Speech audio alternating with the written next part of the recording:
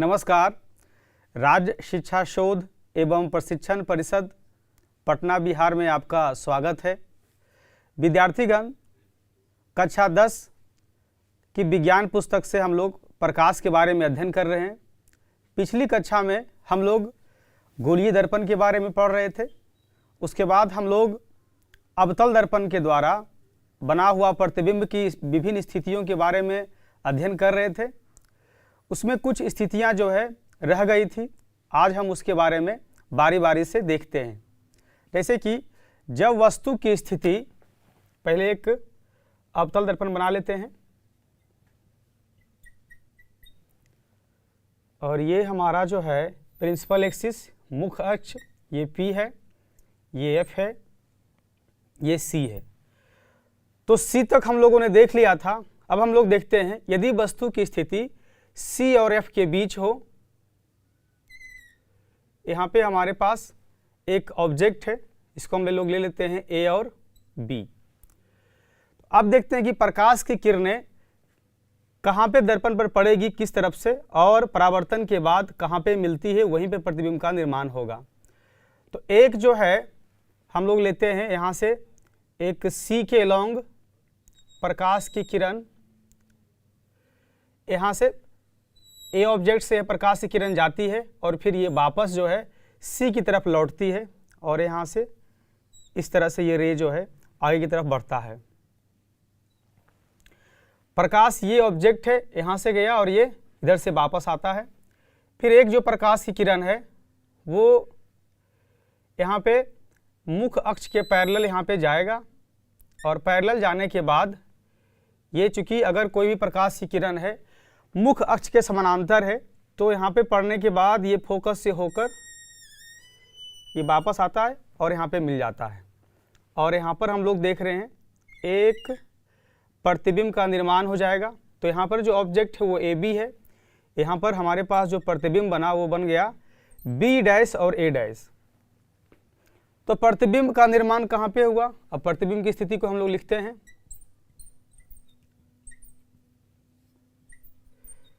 प्रतिबिंब की स्थिति, तो प्रतिबिंब की स्थिति क्या है, कहाँ पे बनती है?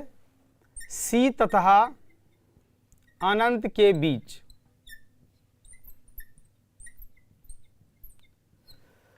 और क्या है? वस्तु सीधा है और प्रतिबिंब क्या बना? उल्टा। और चूंकि दर्पण के सामने बन रहा है, इसे हम लोग पर्दे पर उतार सकते हैं। ये हमारा वास्तविक प्रतिबिंब है।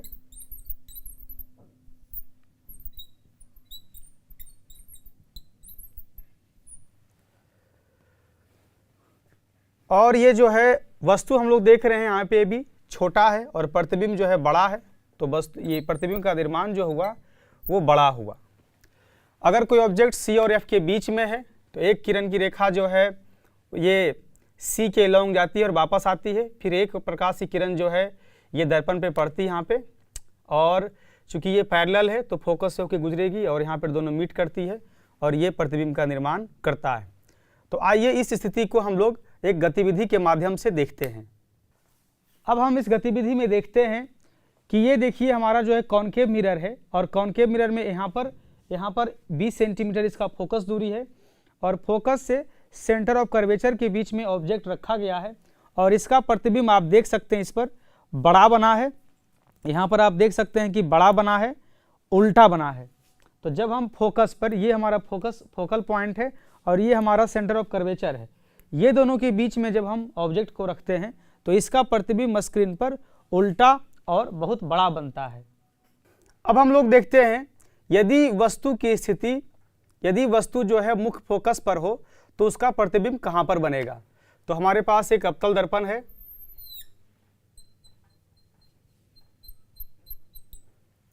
ये हमारा जो है मुख्य अक्ष है, ये हमारा P हो गया, ये हमारा F है और ये हमारा जो है C है। अब अगर F के सामने कोई ऑब्जेक्ट है, F पर कोई ऑब्जेक्ट है, तो सबसे पहली जो किरण होगी वो C के अलोंग, यानी कि यहाँ से ये जाएगी और ये फिर वापस आती है।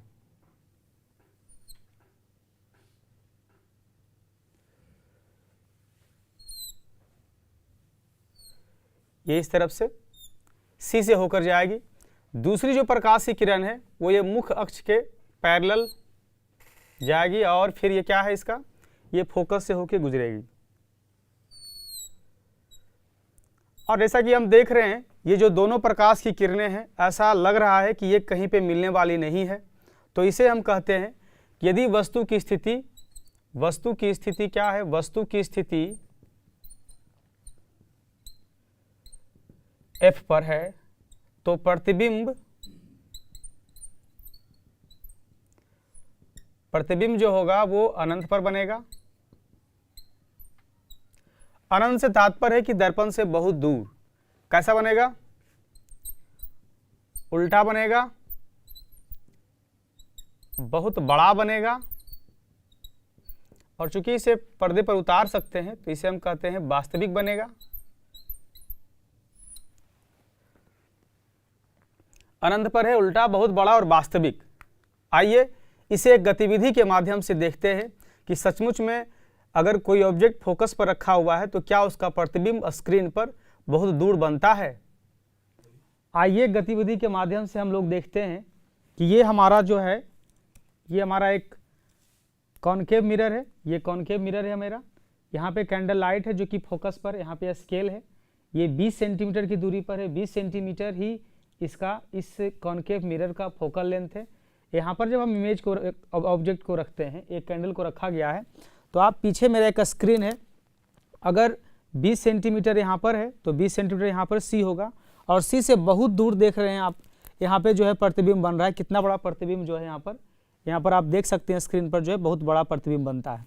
तो इस प्रकार हम समझते हैं कि कॉनकेव मिरर में अगर ऑब्जेक्ट जो है, प्रकाशित ऑब्जेक्ट अगर जो है एफ पर हो, फोकस पर हो, तो उसका प्रतिबिंब अनंत पर जो है बहुत बड़ा उल्टा बनता है। अब हम लोग अवतल दर्पण के उपयोग के बारे में अध्ययन करते हैं। तो अवतल दर्पण का उपयोग कहाँ पर है? सबसे पहला उसका उपयोग है टॉर्च में। टॉर्च जो हम लोग जलाते हैं तो टॉर्च में आप देखिएगा सबसे अग्रभाग में आगे की तरफ एक इस तरह से बना हुआ होता है, तो वो जो है वो रिफ्लेक्टर है। सबसे पहले टॉर्च में करते हैं, अग्रदीपों में।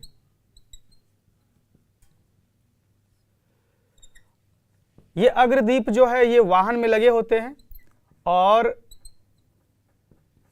जो वाहन है, वाहन का जो लाइट है, एक बल्ब है, उस बल्ब के प्रकाश को दूर तक लेकर जाना है, पैरेलल लेकर के जाना है, तो उसमें हम अवतल दर्पण का प्रयोग करते हैं। और है सर्च लाइट में।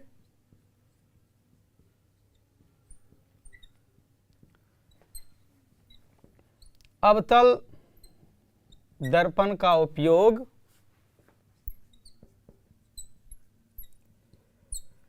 किया जाता है।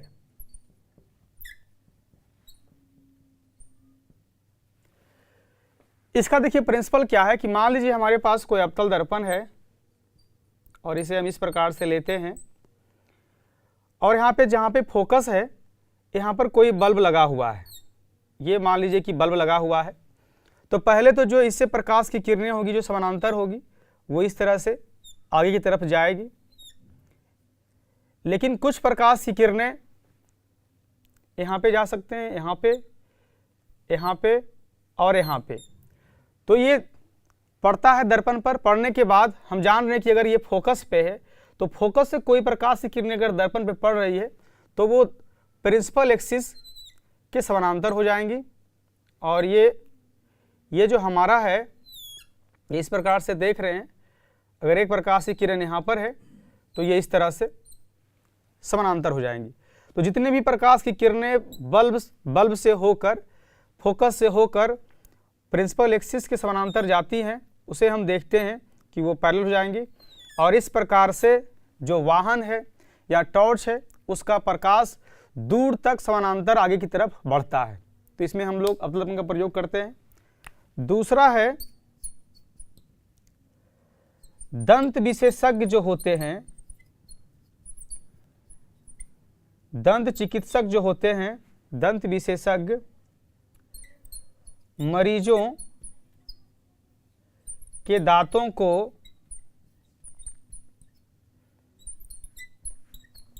बड़ा देखने के लिए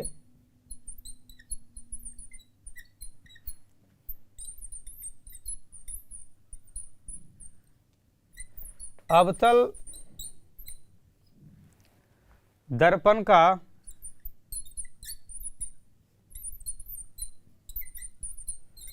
उपयोग करते हैं।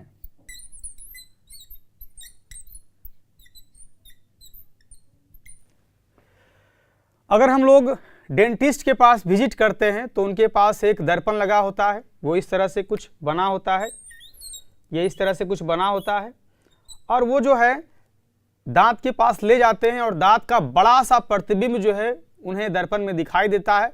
इससे वो पता कर पाते हैं कि दंत में कोई कैविटी है, कहीं पे कीड़ा लगा हुआ है या कोई और प्रॉब्लम है। उसको देख करके उसी से संबंधित वो इलाज करते हैं। अवतल दर्पण का उपयोग जो सैलून होता है, सैलून में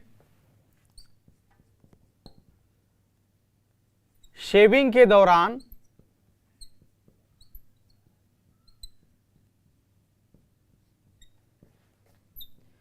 व्यक्ति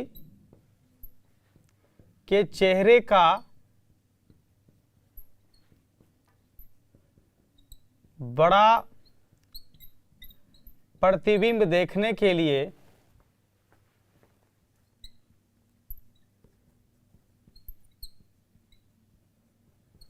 अवतल दर्पण का उपयोग किया जाता है।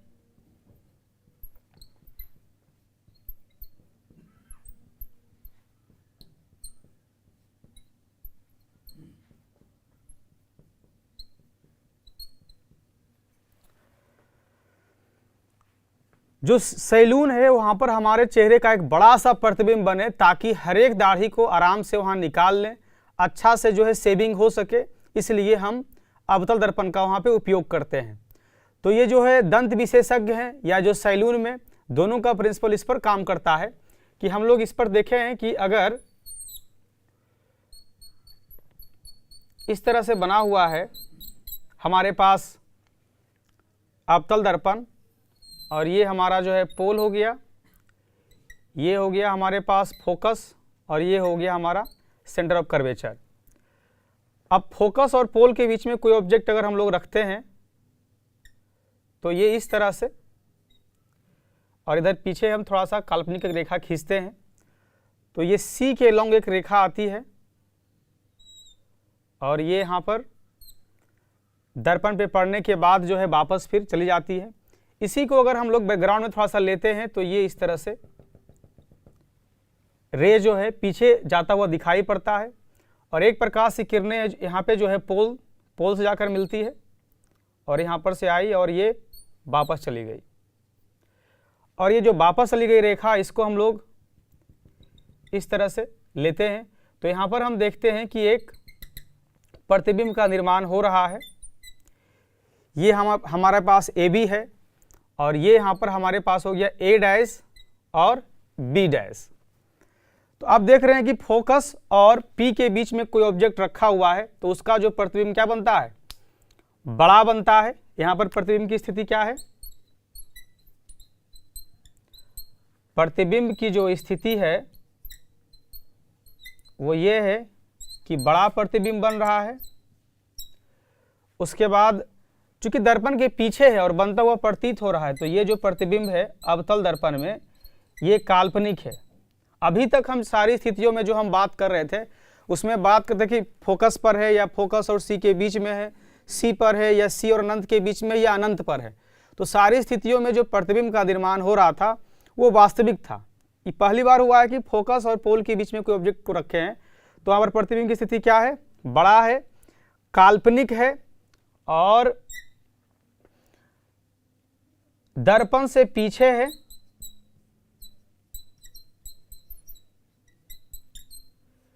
और सीधा प्रतिबिंब बन रहा है। तो ये जो इसको जो हम देख रहे हैं, इसी प्रिंसिपल पर जो दंत विशेषज्ञ हैं प्रतिबिंब को बड़ा देखते हैं, या जो सैलून है, सैलून में हमारा चेहरा इसी प्रिंसिपल पर, इसी स्थिति पर जो है बड़ा दिखाई देता है। तो आइए इसे एक गतिविधि के माध्यम से हम देखते हैं कि जब ऑब्जेक्ट जो है फोकस और प्रिंसिपल के बीच में हो तो उसके प्रतिबिंब का निर्माण कहाँ पर होता है।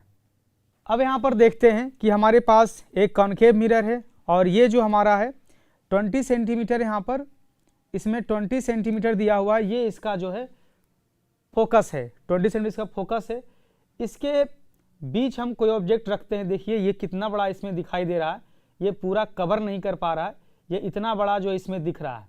तो ये इसको दर्शाता है कि अगर हम फोकस और पोल के बीच में किसी ऑब्जेक्ट को रखते हैं तो ये बहुत बड़ा बनता है और सीधा बन रहा है। आप इसको देख सकते हैं, ये जो है सीधा है, अगर इसके स्थान पर हम इसको रखते हैं तो आप इसको देख सकते हैं ये कितना बड़ा बन रहा है और सीधा बन रहा है।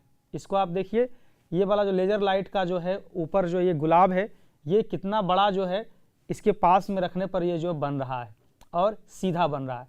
तो इस प्रकार दर्पण और फोकस के बीच किसी ऑब्जेक्ट को रखते हैं तो उसका प्रतिबिंब बड़ा और सीधा बनता है, और दर्पण के पीछे बन रहा है इसलिए यह प्रतिबिंब जो है काल्पनिक बन रहा है। अपतल दर्पण का जो उपयोग है, ये चौथा जो उपयोग है वो ये है कि सोलर कुकर में अवतल दर्पण का उपयोग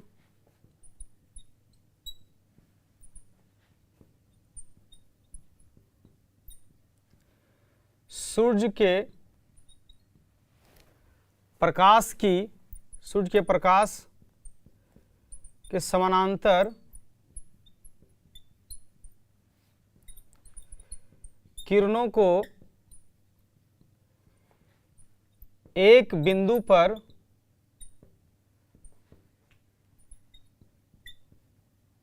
केंद्रित करने के लिए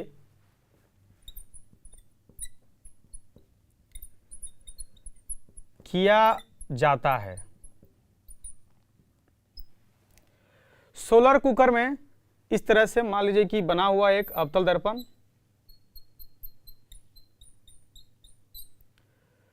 और यहाँ पे सूर्य है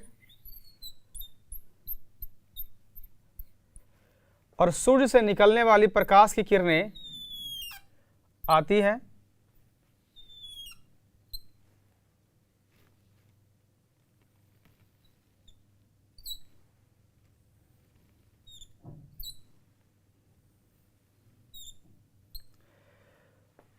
और हम ये ले लेते हैं कि ये हमारा जो है प्रिंसिपल एक्सिस है, ये फोकस है और ये हमारा जो है सेंटर ऑफ कर्वेचर है। तो सारी फिर प्रकाश की किरणें जो सूर्य से समानांतर आती है और इसे दर्पण पे पड़ती है तो परावर्तन के बाद मुख्य फोकस से होकर गुजरती है।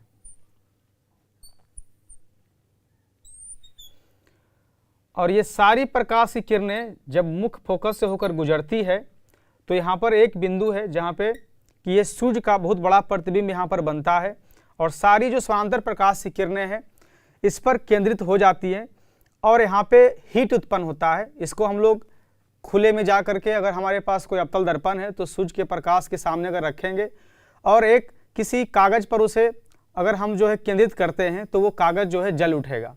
तो उसी हीट का प्रयोग करके सोलर कुकर में बहुत सारे अवतल दर्पण लगे होते हैं और सारे हीट को इकट्ठा करके हम जो है भोजन उससे बना सकते हैं। तो इस तरह से हम देखते हैं कि अवतल दर्पण का जो है क्या क्या उपयोग है, हम उसे दैनिक जीवन में किस तरह से उपयोग करते हैं। अब हम लोग देखते हैं उत्तल दर्पण द्वारा प्रतिबिंब का निर्माण। हम अब अभी एक सिंगल किरण का देखते हैं कि उत्तल दर्पण के साथ क्या व्यवहार होता है। तो सबसे पहली स्थिति में हम लोग देखते हैं कि हमारे पास एक उत्तल दर्पण है, ये इस तरह से, जो कलई किया हुआ भाग है वो अंदर की तरफ है और जो परावर्तक सतह है वो बाहर की तरफ है, और इस पर एक प्रिंसिपल एक्सिस हम लोग खींचते हैं। यहाँ पे हमारा फोकस है और ये हमारा जो है सेंटर ऑफ कर्वेचर है। तो कहता है कोई प्रकाश की किरण अगर प्रिंसिपल एक्सिस के समानांतर आती है तो परावर्तन के बाद वो मुख्य फोकस के लॉन्ग जो है वो चली जाती है। यानी कि कोई भी प्रकाश की किरण उत्तल दर्पण में भी अगर मुख्य अक्ष के समानांतर आती है तो वो फोकस के अनुदिश जाती है। यहाँ पर भी हम देखेंगे प्रकाश का जो परावर्तन है, अगर यहाँ पे नॉर्मल हम खींचते हैं ये, तो हमारा ये एंगल ऑफ इंसिडेंस आई यहाँ पर हो गया और यहाँ पे आर हो गया और ये दोनों एक दूसरे के बराबर होंगे। तो पहली स्थिति ये हो गई। दूसरी स्थिति है कि हमारे पास उत्तल दर्पण है और ये हमारा जो है प्रिंसिपल एक्सिस है, ये यहाँ पर हम F लेते हैं और यहाँ पे हम C लेते हैं। अगर कोई प्रकाश की किरण अगर फोकस के अनुदिश अगर दर्पण पे पड़ रही है तो ये दर्पण पे पड़ने के बाद मुख्य अक्ष के समानांतर हो जाएंगी। यहाँ पे हम देख सकते हैं, अगर फोकस के लॉन्ग आया तो क्या होगा, ये समानांतर हो जाएंगे। और यहाँ पर भी अगर हम नॉर्मल लेते हैं इस तरह से, तो यहाँ पर हम देख रहे हैं इस बार एंगल आ इधर हो जाएगा और एंगल आर इधर हो जाएगा। तो ये हर बार परावर्तन का नियम प्रयोग करके हम देख रहे हैं, पहले समानांतर थी तो फोकस पे, और जब फोकस के अनुदिश आ रही तो ये क्या हो गई, समानांतर। तीसरी जो स्थिति है वो ये है कि हमारे पास एक उत्तल दर्पण है और ये हमारा जो है प्रिंसिपल एक्सिस है, यहाँ पे हमारा F है और ये जो है C है। अगर कोई प्रकाश की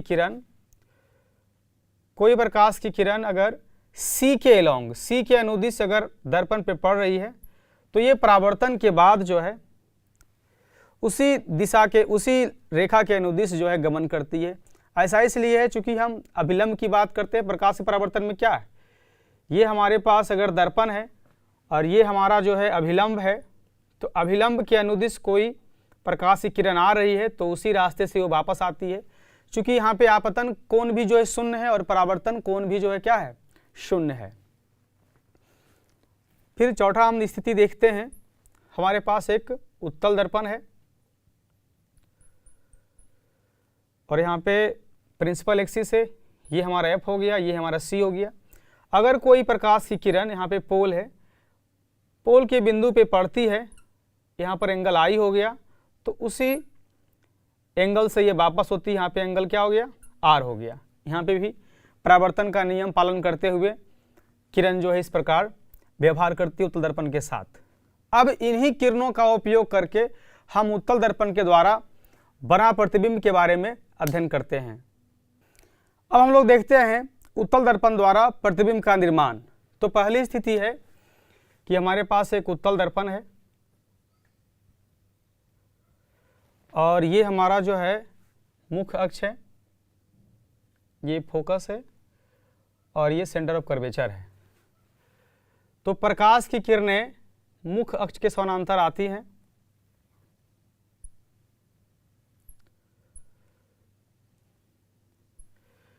और परावर्तन के बाद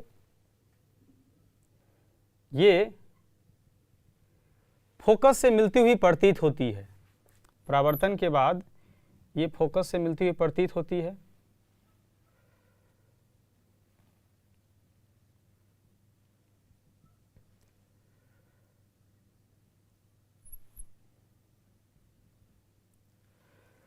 तो इस प्रकार देखते हैं कि कोई भी ऑब्जेक्ट अगर मान लीजिए यहाँ पर है कि AB कोई ऑब्जेक्ट है जो कि बहुत दूर है, तो उसका प्रतिबिंब F पे बनेगा। ये बहुत दूर है, यहाँ डॉट लाइन से तात्पर्य है कि ये बहुत दूर है, अनंत पे है। तो वस्तु की स्थिति क्या है, वस्तु की स्थिति है कि ये जो है अनंत पर है। प्रतिबिंब कहाँ पे बन रहा है, प्रतिबिंब का निर्माण फोकस पर है, F पर बन रहा है। कैसा है, छोटा है, बहुत छोटा, अत्यधिक छोटा। और कैसा बन रहा है, सीधा बन रहा है और काल्पनिक है। काल्पनिक इसलिए है क्योंकि ये दर्पण के पीछे बन रहा है। तो बहुत दूर कोई ऑब्जेक्ट है, अनंत पर है, तो उसका जो है निर्माण, उस इमेज का निर्माण जो है फोकस पे हो रहा है।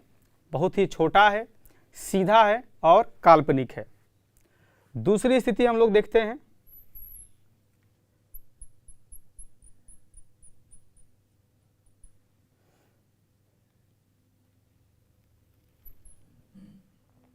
यहाँ पे पोल है, यहाँ पे जो है मुख्य फोकस है और यहाँ पे C है।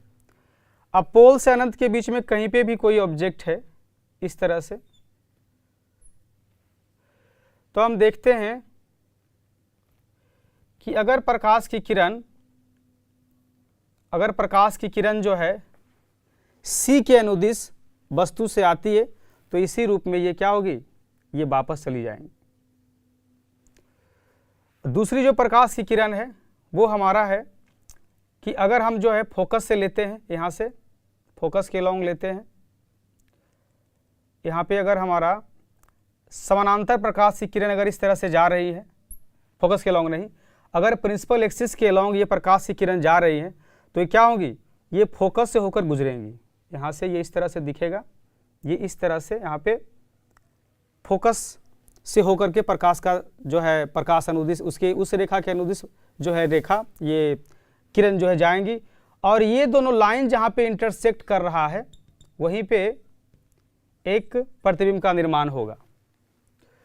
तो यहाँ पर देख रहे हैं वस्तु जो है हमारा AB है, जितना बड़ा वस्तु हमारे पास AB है उससे छोटा प्रतिबिंब का निर्माण हो रहा है। तो यहाँ पर लिखते हैं वस्तु की स्थिति, वस्तु की जो स्थिति है वो कहाँ पर है, P तथा अनंत के बीच, P तथा अनंत के बीच। उसके बाद प्रतिबिंब का निर्माण कहाँ हो रहा है, प्रतिबिंब का जो निर्माण हो रहा है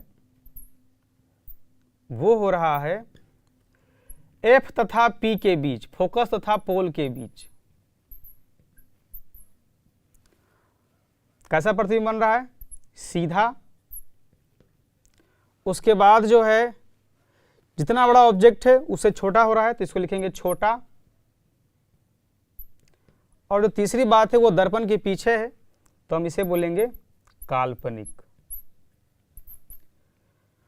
उत्तल दर्पण में दो स्थितियां हैं, पहला है कि अगर अनंत पर है तो छोटा बनेगा, फोकस से बनेगा। दूसरी स्थिति है कि अनंत और पोल के बीच में कहीं भी ऑब्जेक्ट हो तो उस प्रतिबिंब का निर्माण जो है फोकस और ये जो है पोल के बीच में होगा, छोटा होगा, काल्पनिक होगा और F तथा P के बीच होगा और सीधा होगा। अब हम लोग उत्तल दर्पण के उपयोग के बारे में अध्ययन करते हैं। उत्तल दर्पण का उपयोग,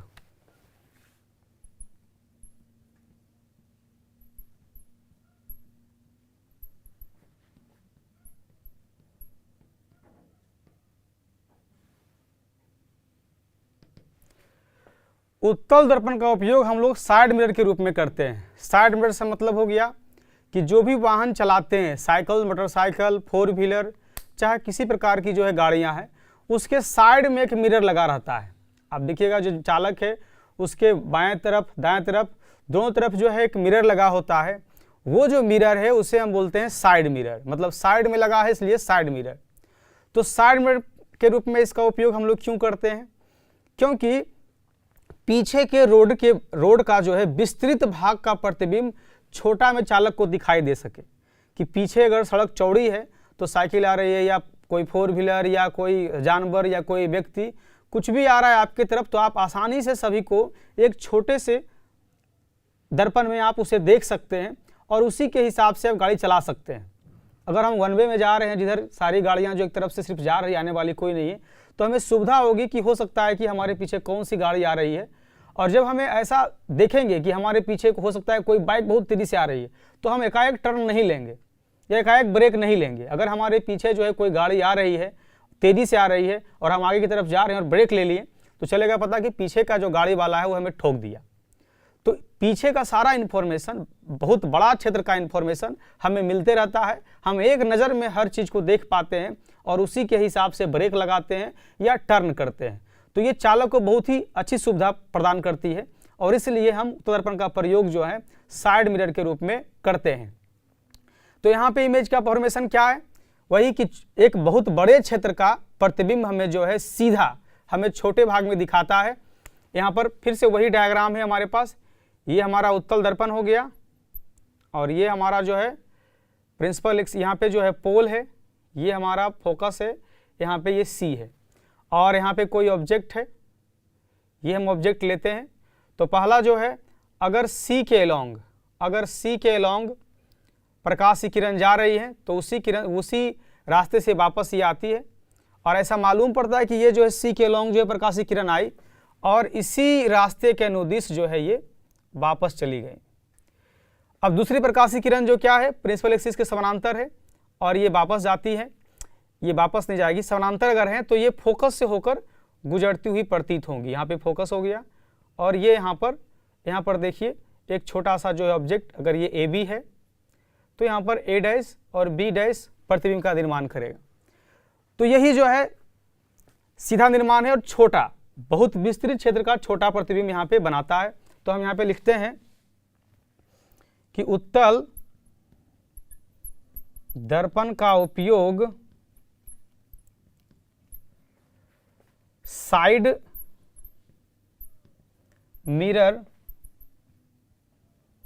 के रूप में किया जाता है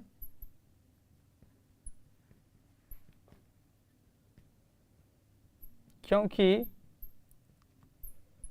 यह पीछे के एक बड़े क्षेत्र का प्रतिबिंब उत्तल दर्पण जो कि छोटा है भाग में दिखाता है।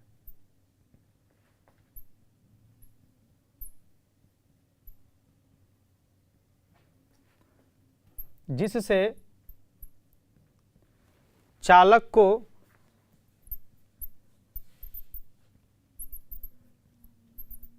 ब्रेक लगाने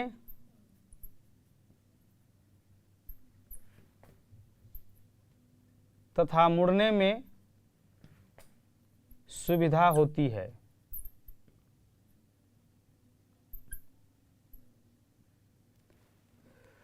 तो इस प्रकार हमने देखा कि उत्तल दर्पण का क्या उपयोग है। अभी तक हम लोगों ने समतल दर्पण के बारे में, अवतल दर्पण के बारे में और उत्तल दर्पण के बारे में पढ़ा।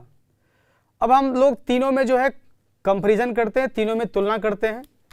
हमारे पास एक यहाँ पर समतल दर्पण है और दूसरी स्थिति में हमारे पास यहाँ पे एक अवतल दर्पण है और तीसरी स्थिति में हमारे पास एक उत्तल दर्पण है। ये हमारा हो गया समतल, ये हमारा हो गया अवतल और ये हमारा हो गया उत्तल। तो समतल दर्पण में जो प्रतिबिंब बनता है वो हमेशा बनता है काल्पनिक, हमेशा जो है काल्पनिक बनेगा और सेम साइज का बनेगा, जैसा है वैसा ही बनेगा, सेम डिस्टेंस पे बनेगा। और पार्शियल इन्वर्टेड बनेगा।